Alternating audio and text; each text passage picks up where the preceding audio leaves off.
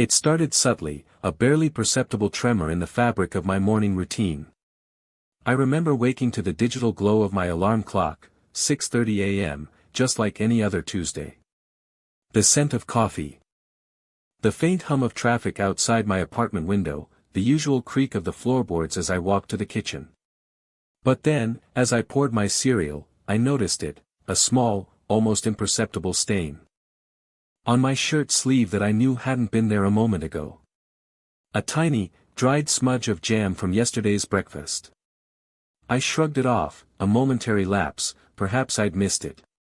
Later, on my commute, the same blue car merged ahead of me, exactly at the same point on the highway, its bumper sticker featuring a cartoon cat playing a banjo. I distinctly recall seeing that car yesterday, in the exact same spot, at the exact same time. It was a peculiar coincidence, nothing more, I told myself, a trick of memory or pattern recognition. Yet, a cold, needle-like sensation pricked at the back of my neck, a nascent unease that whispered of something being just, askew. The world outside my car window, usually a blur of familiar shapes and colors, seemed to hold a static, almost painted quality, as if I was watching a scene rather than living it. The fog that clung to the edges of the distant fields felt unusually thick, not quite natural, creating an oppressive sense of enclosure. The dread was a quiet hum beneath the surface, a discordant note in an otherwise perfectly tuned day. The next morning, the unease solidified into something more tangible, more menacing. Again, 6:30 a.m. Again, the familiar creak of the floorboards. But this time, as I poured my coffee, I found myself anticipating the jam stain on my sleeve. And there it was, faint but undeniably present. My heart gave a sickening lurch. I tried to dismiss it, to rationalize it away, but a cold sweat had broken out on my brow. My hands trembled slightly as I picked up my phone. The news headlines were identical to yesterday's, word for word, the same minor traffic incident reported on the same street. This was no coincidence. As I drove to work, a growing panic tightened its grip around my chest. I scanned the road anxiously. There, exactly as before, the blue car with the banjo-playing cat bumper sticker merged into my lane. My breath hitched. The world outside felt less like reality and more like a meticulously crafted diorama, static and unchanging. The fog seemed to press in closer, blurring the edges of my vision, making the familiar surroundings feel alien and suffocating. The air itself felt thick, heavy with an unseen pressure, and a profound sense of isolation began to settle in, a terrifying realization that I might be the only one aware of this impossible loop. My mind raced, trying to grasp at an explanation, anything, but only found a gaping void of terrifying uncertainty. By the third morning, the horror had fully bloomed. I awoke to the relentless 6:30 a.m., the identical news headlines on my phone, the undeniable jam stain on my shirt. My attempts to break the loop yesterday had been futile. I had screamed at my reflection, thrown my phone across the room, even driven a different route to work, only to find myself inexplicably back on the familiar highway. Behind that damn blue car. The memory of my own frantic efforts, the shouts, the shattering glass, all erased, reset, as if they had never happened. The realization was a cold, suffocating blanket. I was trapped. Each identical morning was a fresh hell, a reawakening to the same inescapable reality. The fog outside my window now felt like a prison wall, obscuring any horizon, any possibility of change. The silence of my apartment, usually comforting, was now menacing, amplifying the sound of my own ragged breathing. I felt like a puppet on invisible strings, forced to reenact the same charade, day after excruciating day.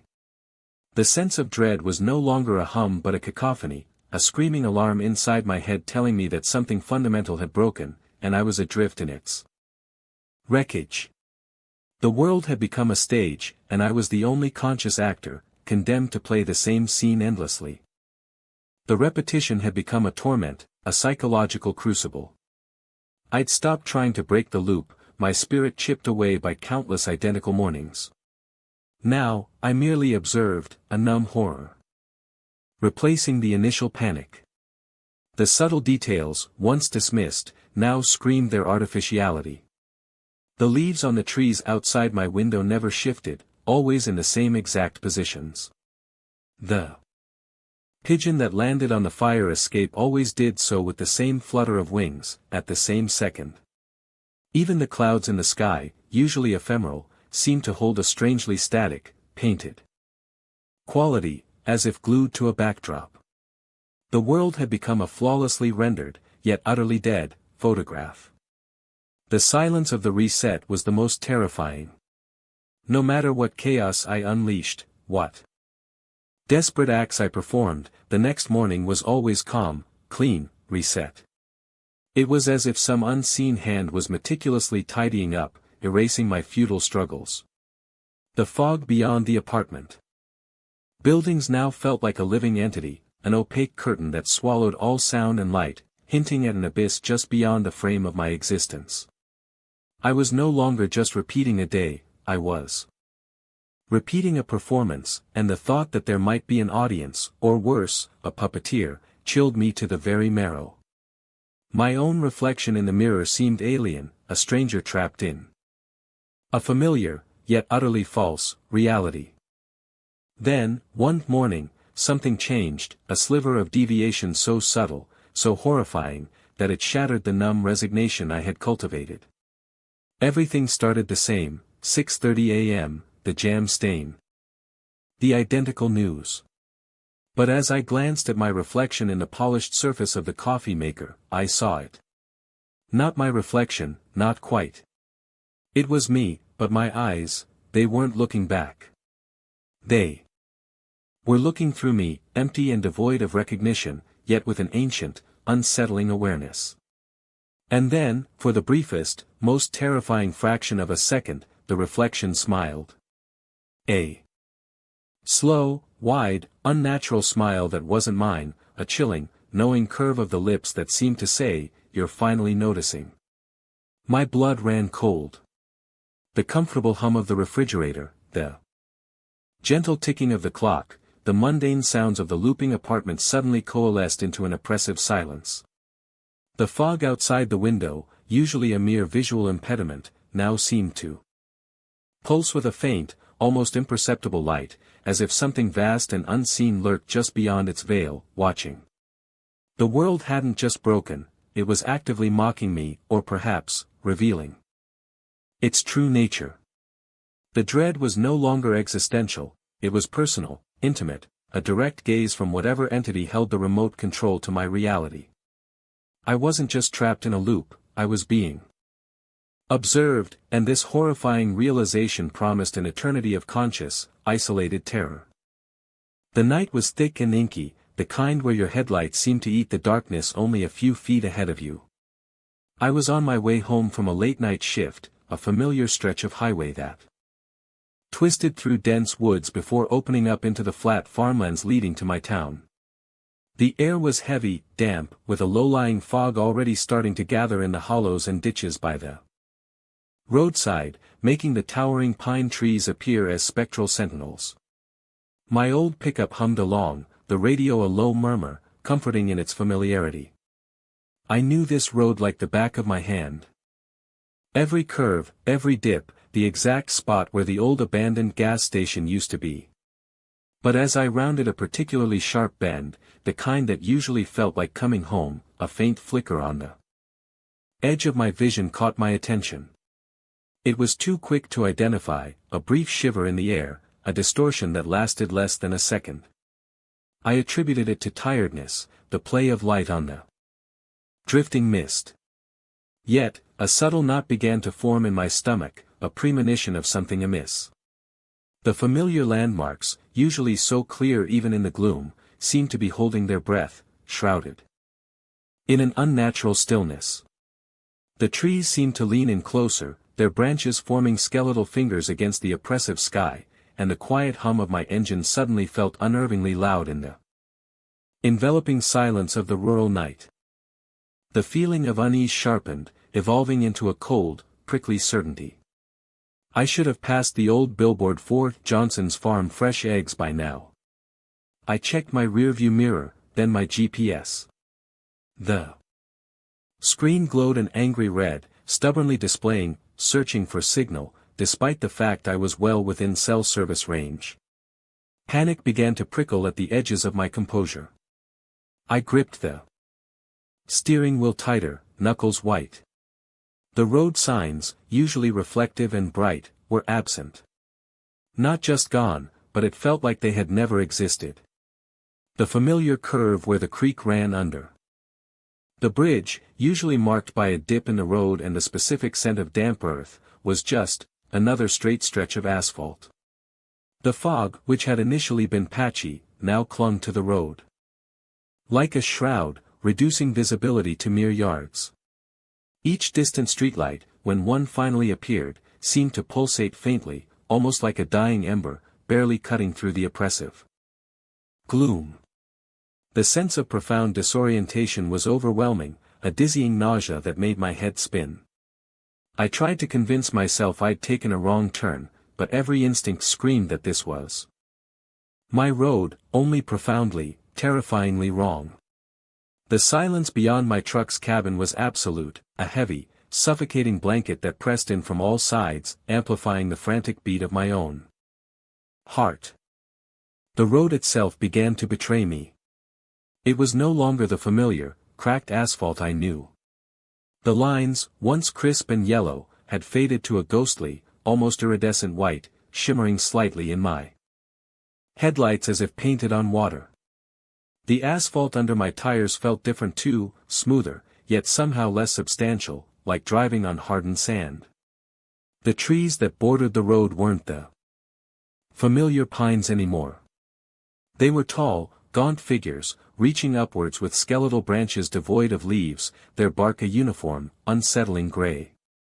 They stood impossibly close to the road, creating a tunnel of oppressive darkness that seemed to stretch into an infinite void. The fog wasn't just a weather phenomenon, it was an active participant in this nightmare, a living, breathing entity that swirled and eddied with an almost intelligent malevolence, sometimes parting just enough to reveal more of the same, endless, alien landscape. The air grew colder, bitingly so, despite the season. My breath plumed in front of me, adding to the claustrophobic atmosphere within the cab.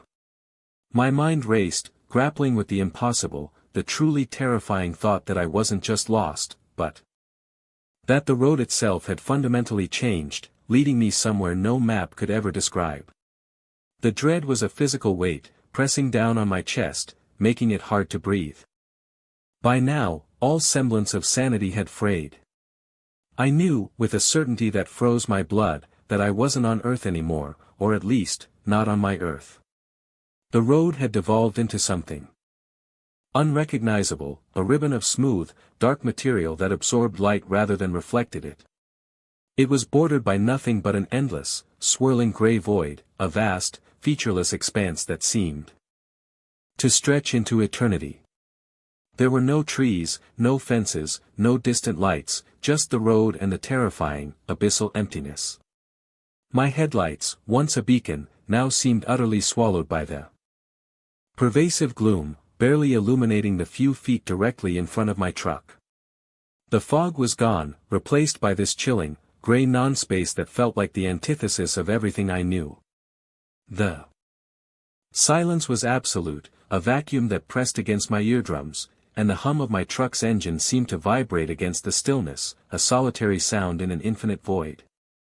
I drove, not out of hope, but out of a primal, desperate need to keep moving, to escape the suffocating realization that I was utterly alone, adrift in a reality that had peeled away from my own.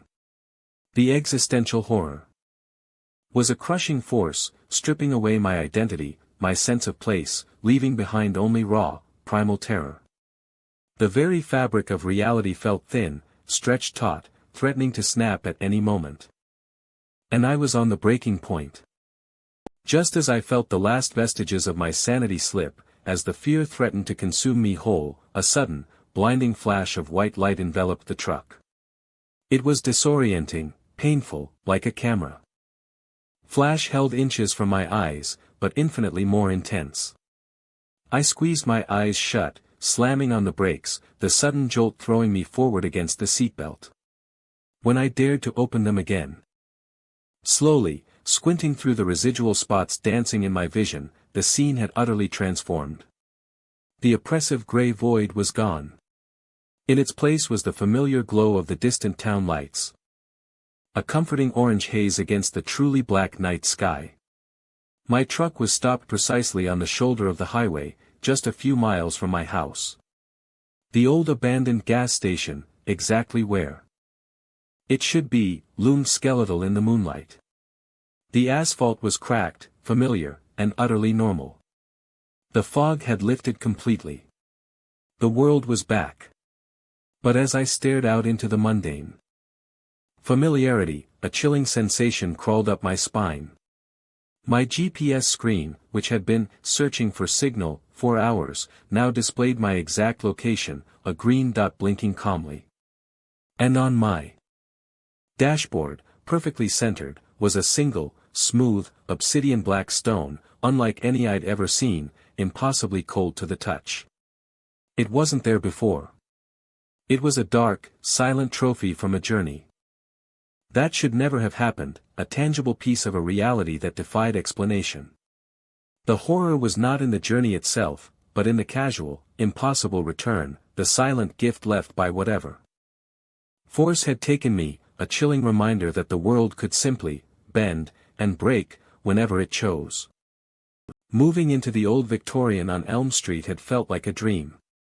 High ceilings, intricate crown molding, and a history that whispered from every floorboard. It was an antique, charming, but with that particular quietness that only very old houses possess. The air inside felt perpetually cool, even on the warmest days, carrying a faint, earthy scent of aged wood and forgotten dust. My initial days were spent unpacking, the cheerful clatter of boxes and the upbeat music from my phone momentarily filling the vast, silent rooms. But even then, I noticed the house's peculiar acoustics. Footsteps would echo just a fraction too long, a whispered word would seem to hang in the air, repeating itself softly before fading. I put it down to the empty spaces, the lack of furniture, the grand architecture. Yet, sometimes, in the dead of night, after the last moving box was emptied and the music had long been turned off, I'd lie awake, listening. I'd hear faint creaks, not just the usual settling of an old house, but distinct patterns, almost like someone walking on the floor above me, or the rustle of a curtain being drawn in a distant room. The shadows, deep and clinging in the corners of the cavernous rooms, seemed to shift and deepen of their own accord, creating illusions of movement. The initial excitement of my new home slowly began to morph into a subtle, creeping apprehension, an unnerving feeling of not being entirely alone in its vast, silent embrace. It was an insidious dread, a whisper of something unexplainable clinging to the very air of the house. The echoes weren't just auditory, they were visual. I started finding things. Odd objects, out of place, out of time. A tarnished silver locket with an unfamiliar engraving, resting innocently on my newly dusted mantelpiece, despite my having meticulously cleaned that spot the day before. A fragile, yellowed lace handkerchief folded neatly on my bedside table, a style from a century ago. These weren't things I owned, nor had they been left by the previous owners. They simply appeared. I'd picked them up, bewildered, placed them aside, only to find another peculiar item days later. Sometimes, I would leave a book on the coffee table, only to return an hour later to find it not just moved, but open to a random page, or even replaced with an entirely different, ancient-looking volume that had no business being in my house. The air in the house grew colder in certain spots, raising goosebumps on my arms, a profound chill that lingered even after I moved away.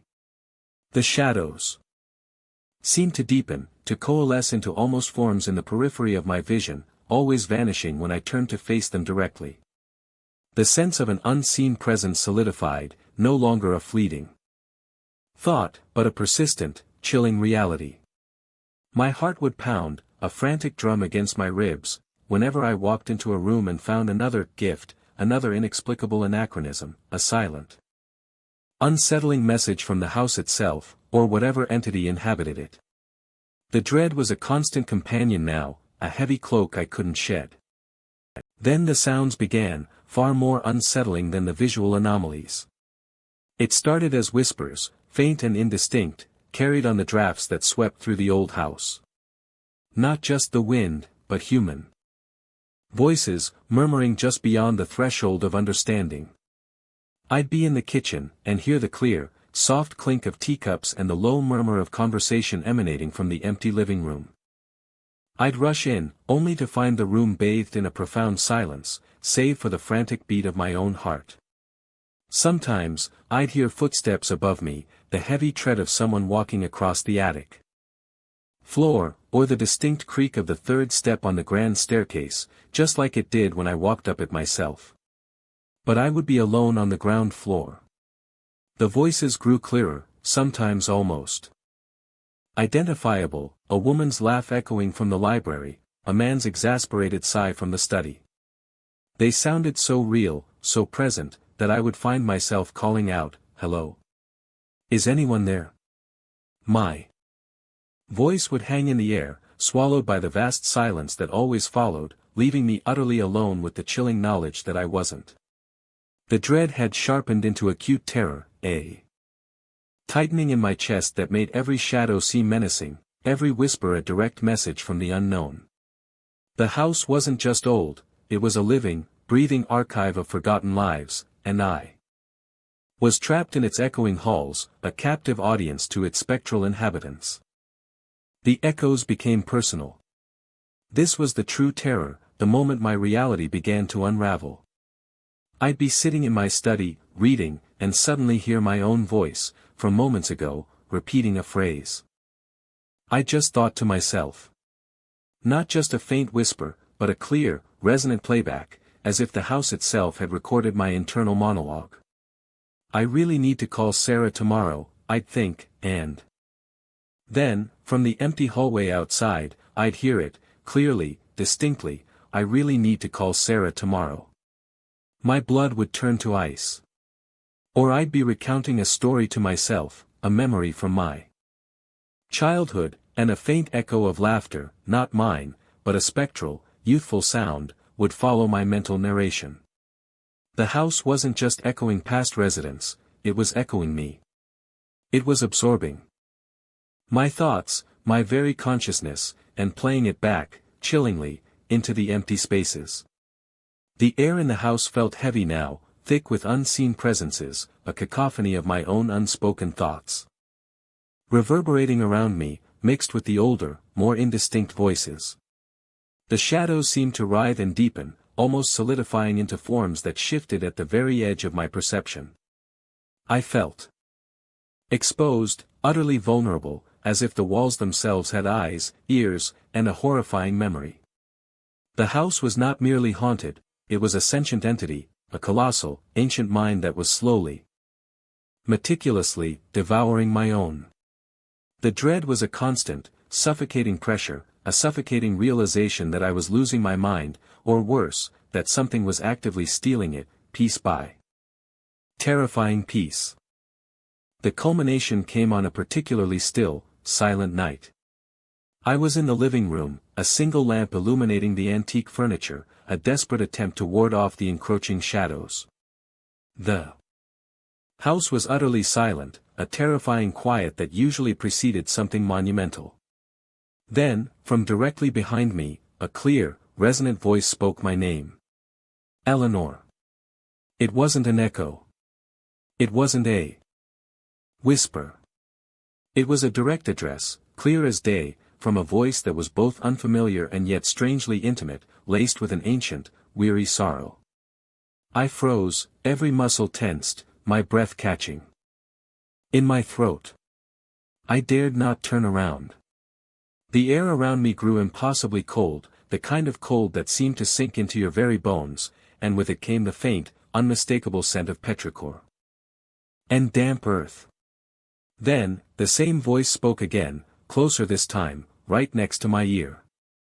You were never meant to leave. A chill that had nothing to do with temperature consumed me. My heart hammered against my ribs, a trapped bird desperate to escape. I squeezed my eyes shut, paralyzed by a terror so profound it transcended fear.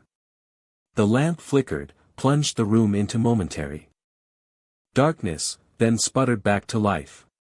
When I finally dared to open my eyes, slowly, the room was empty.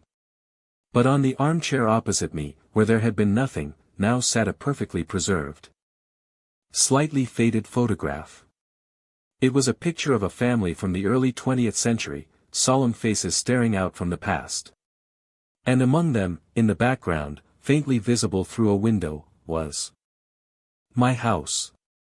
And standing in the foreground, subtly out of focus, almost a blur, but undeniably present, was a figure. A figure that, with a jolt of soul-shattering recognition, I realized was me. Not me now, but a version of me, dressed in old-fashioned clothing, a faint, unsettling smile on my lips, as if I had always been there, always part of the house, always waiting. The house wasn't echoing the past, it was showing me my true place in it. I was trapped, not by walls, but by time, a silent prisoner in an eternal loop, a ghost in my own, terrifyingly familiar home.